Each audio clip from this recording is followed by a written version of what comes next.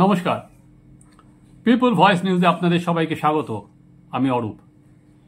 আমরা রোজ people voice নিউজে বেশিরভাগ দিনই বিভিন্ন ঘটে চলা যে সমস্ত ঘটনা সেগুলোর পর্যালোচনা করি। আপনারা দেখেছেন বেশিরভাগই রাজনৈতিক খবরই বেশি থাকে সেখানে, কারণ যেহেতু আমি আমার সাংবাদিক জীবনের 25 বছরের মধ্যে 15 থেকে 16 বছর রাজনৈতিক খবরই কভার করেছি। যেখানেই ছিলাম আর কি রাজনৈতিক বিট করতাম। আমাদের বলা হতো এক একটা সংবাদদাতা এক একটা জায়গার, আমি সেরকম রাজনৈতিক বিট করতাম আজকে 25 বছরের মধ্যে। তারপর যখন আর কি সম্পাদকের দায়িত্ব নিয়েছিলাম, তো সেখানে দাঁড়িয়েও রাজনীতির প্রতি ঝোঁক বা রাজনৈতিক লেখা সেটাই লিখতাম। তো আজকে ভাবলাম সারাদিন এই রাজনীতির কচকচানির বাইরে চলুন আজকে আমরা কৃষিকাজে মন দিই। যখন জানেন আমি যখন ইটিভিতে ছিলাম, আমার সেখানে অডিও ভিজুয়ালের যেখানে শুরু, সেখানে একটা প্রোগ্রাম, কৃষি বিষয়ক প্রোগ্রাম রোজ সকালবেলায় হতো। খুব সম্ভবত যতদূর আমার মনে হচ্ছে ইটিভিতে 7:30 থেকে 8টা পর্যন্ত হতো। অনুষ্ঠানটার নাম ছিল হচ্ছে অন্নদাতা। সেই অনুষ্ঠানটা প্রচণ্ড হিট করেছিল। কৃষকদের নিয়ে অনুষ্ঠান ছিল, কৃষক ভাইদের নিয়ে কোন ফসল কোথায় হবে, কোন কি সার দিতে হবে, সেটাই সেই অনুষ্ঠানের মূল জায়গা ছিল। যথেষ্ট হিট অনুষ্ঠান ছিল।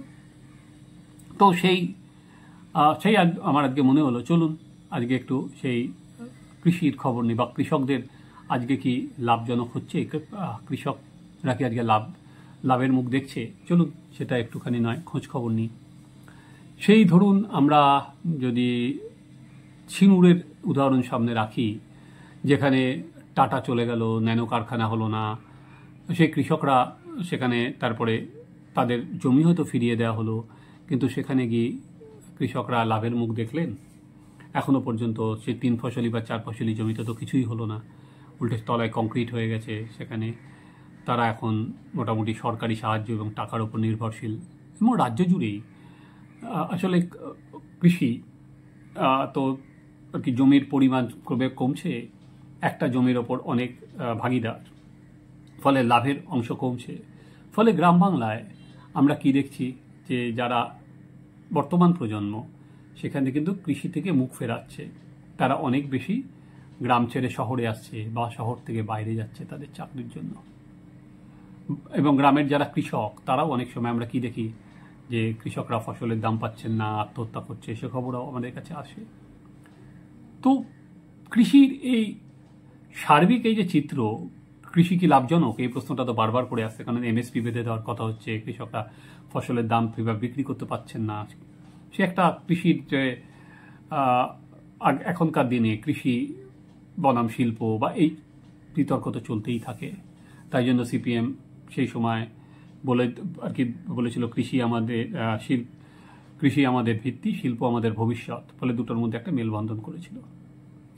তো এই যে যখন ধরুন এই চাপানুতরের মধ্যে দাঁড়িয়ে কিন্তু একজন কৃষক, হ্যাঁ কৃষক তো বলাই যায়, দেখিয়ে দিলেন যে চাষবাস করেও লাভ করা যায়। সে আর কি ক্যাপসিকাম থেকে শুরু করে নানা তরকারি শাকসবজি চাষ করে সে কয়েক বছরে 26 কোটি টাকা আয় করেছে। সত্যি তাই, অবাক হবেন না। 26 কোটি টাকা আয় করেছে এক কৃষক, বাংলারই এক কৃষক। সেই কৃষকের নাম প্রসন্ন রায়। কি বুঝতে পারছেন? এখনো পর্যন্ত পরিষ্কার হলো না কৃষক প্রসন্ন রায়। ইডির চার্জশিট বলছে যে প্রসন্ন রায় নাকি এই চাষাবাদ করে 26 কোটি টাকা সে লাভ করেছে, তার এইসব টাকা। কিন্তু দেখো, ইডি তো প্রসন্ন রায় যা বলছেন সেটা বিশ্বাস করতে রাজি নন। তারা বলছে এই টাকা নাকি শিক্ষা দুর্নীতির কালো টাকা, সেটা এরকম করে চাষের মাধ্যমে ঢোকানো হয়েছে। দেখুন, যে একটা প্রসন্ন রায় যে চাষি, যে চাষ করে এত টাকা করলো, ইডি সেটা বিশ্বাস করছে না বা বিশ্বাস করতে রাজি নয়, চাষির অনুযায়ী তো নয়। আমি উল্টো ভাবছিলাম, সত্যি ধরুন যদি এই চাষে প্রসন্ন রায় এরকম লাভ করতে পারেন, তাহলে কোনো সময় প্রসন্ন রায় যদি যখন ছাড়া পাবেন, ওদের থেকে যদি কিছু টিপস পেতাম, তাহলে সেগুলো অন্তত সিঙ্গুরের চাষিদের শোনাতে পারতাম। তাদের অন্তত চোখে সর্ষে ফুল দেখতে হতো না, তাহলে অন্তত তারা চাষাবাদ করতে পারত, লাভ হতো। বা অন্য জায়গায় তাকে নিয়ে অন্তত এই সরকার যদি তাকে নিয়ে ঘোরাতো গ্রামে গঞ্জে কীভাবে চাষ থেকে আয় করা যায়, 26 কোটি টাকা কয়েক বছরে কম কথা নয়। কিন্তু দেখো ইডি সেটা বিশ্বাসই করছে না। যেমন ইডি বিশ্বাস করতে রাজি হয়নি যে এক মন্ত্রীর মেয়ে টিউশন করে 3 কোটি টাকা পেয়েছে। দেখুন টিউশন অনেক ছেলে মেয়ে করে, কিন্তু 3 কোটি টাকা আয়, ইডির সব কিছুতেই ভুরু কুচকে গেছে। তো ফলে ভাবছিলাম যে আপনাদের আজকে কৃষকদের কথা শোনাবো, আপনাদের আজকে অন্নদাতাদের কথা শোনাবো, কিন্তু ঘুরে ফিরে আবার কিন্তু আমরা ব্যাক টু দুর্নীতি। সত্যি এই দুর্নীতির, শিক্ষা দুর্নীতির পরতে পরতে চমক। যেটা আমরা ভেবেছিলাম যে না একটা কৃষক সম্পন্ন আর কি কীভাবে কৃষক কীভাবে আর কি নিজের পায়ে খাড়া হচ্ছেন সেটা একটা উদাহরণ হবেন 26 কোটি টাকা আয়, ভাবনার বাইরে। কিন্তু আলটিমেট যেটা বেরোলো তার পেছনে রন্ধে রন্ধে দুর্নীতি। এর কোনো শেষ নেই, এর কোনো সীমা নেই, এর কোনো পরিসীমা নেই যে কিভাবে কোথায় কিভাবে এই শিক্ষা দুর্নীতির শাখা প্রশাখা বিস্তার করতে করতে করতে করতে কত দূর গেছে। যেটা আদালতে দাঁড়িয়ে ইডি বলেছে যে এটা যত খুঁড়ছে, যত ডিগ করছে, তত ভেতরে গভীরে ঢুকছে। ফলে এর অনেক শাখা প্রশাখা। সেখানে ঘুরতে ঘুরতে ঘুরতে কোথায় তার আগা, কোথায় তার লেজ, সেটা কিন্তু বোঝা যাচ্ছে না। তারই খোঁজে আমরা দেখলাম কি, যেমন আপনারা এক সম্পন্ন চাষির খবর দিলাম, তেমনি তেহট্টের এক বিধায়কের খবর আপনাদের নেই, তাপস সাহা। তাকে কিন্তু সিবিআই এদিন জিজ্ঞাসাবাদ করেছে। তার ভয়েস স্যাম্পল টেস্ট হয়েছে। সেখানে দাঁড়িয়ে পরবর্তীকালে দেখা যাবে যে ভয়েস স্যাম্পল টেস্টের মাধ্যমে কার সঙ্গে তিনি কথা বলেছিলেন সেগুলো কতটা বেরোয়, তার থেকে সিবিআই কোন কনক্লুশনে আসে। ফলে দুর্নীতির সাতকাহন এই যে শুরু হয়েছে সেটা কিন্তু সহজে ফুরানো নয়। তৃণমূল লোকসভার ভোটে বিপুলভাবে জয় বা 29টা আসন পেয়েছেন, 45% উপর ভোট পেয়েছেন। তারপরও বরং সেটা আর কি কমবে না। একটা বিষয় পরিষ্কার যে দুর্নীতি যে বিষয়, যে রুট পর্যন্ত পৌঁছেছে সেটা সহজে আর কি তুলে ফেলার ক্ষমতা শাসক দলের নেই বা সাধারণ মানুষ তা এরকম ভাবার কোনো কারণ নেই। রিয়্যাক্ট করছেন বলেই কিন্তু শহরাঞ্চলে কিন্তু তৃণমূলের ভোট কমেছে। কি কলকাতা শহরে হোক কি জেলা শহরে হোক, পুরসভাগুলোতে বেশিরভাগই কিন্তু বহু জায়গায় তৃণমূল হেরেছে। কলকাতা পুরসভাতে 45টা ওয়ার্ড তৃণমূল। এমনকি মমতা বন্দ্যোপাধ্যায়ের যে ভবানীপুর বিধানসভা কেন্দ্র, উনি বাই ইলেকশনে যে লিড পেয়েছিলেন তার থেকে প্রচুর মার্জিন কিন্তু এবার কমে গেছে। তার মানে মানুষ রিয়্যাক্ট করছেন, মানুষ বলছেন। গ্রামের মানুষ নানা কারণে হয়তো এখনো চুপ করে আছেন, বা নানা রকম ভাতা হতে পারে, অনুদান হতে পারে বিভিন্ন অংশের মানুষ। কিন্তু মানুষ যে দুর্নীতির বিষয় থেকে মুখ ফিরিয়ে দিয়েছেন, দুর্নীতিরা যে কোনো ইস্যু নয়, এটা কিন্তু একেবারেই সেই বিষয়টা নয়। এবার আপনারা প্রশ্ন করতেই পারেন যে দুর্নীতি কি শুধুমাত্র প্রশান্ত রায় করেছেন? দুর্নীতি কি শুধুমাত্র তাপস সাহা করেছেন? আমরা যেটা দেখতে পাচ্ছি কেজরিওয়ালের জামিন আটকাতে দিল্লিতে ইডি যেরকম সচেষ্ট, সেরকম কি পশ্চিমবঙ্গের ক্ষেত্রে সেরকম সচেষ্ট? জনমানুষে এরকম একটা প্রভাব আছেই যে কেজরিওয়ালকে যেভাবে গ্রেপ্তার করা হয়েছিল, এখানে দাঁড়িয়ে শীর্ষ পর্যন্ত সেখানে কেন গ্রেপ্তার করা হলো না ভোটের আগে, সেটা জনমানুষের প্রশ্ন আছে। এবং নরেন্দ্র মোদী কথা দিয়েছিলেন যে তিনি তৃতীয়বার ক্ষমতায় আসার পর উনি দুর্নীতির প্রশ্নে বা দুর্নীতি আরও বেশি আর কি কঠোরভাবে আসবেন। উনি বলেছিলেন এটা ট্রেলার, আমি আসলে 6 মাসের মধ্যে দেখুন কি হয়। ফলে নতুন সরকার গঠন হয়েছে,